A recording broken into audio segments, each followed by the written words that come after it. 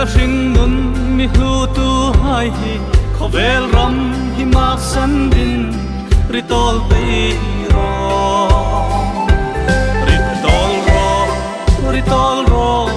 ka sang zal na dinga om no ina khar vam te pu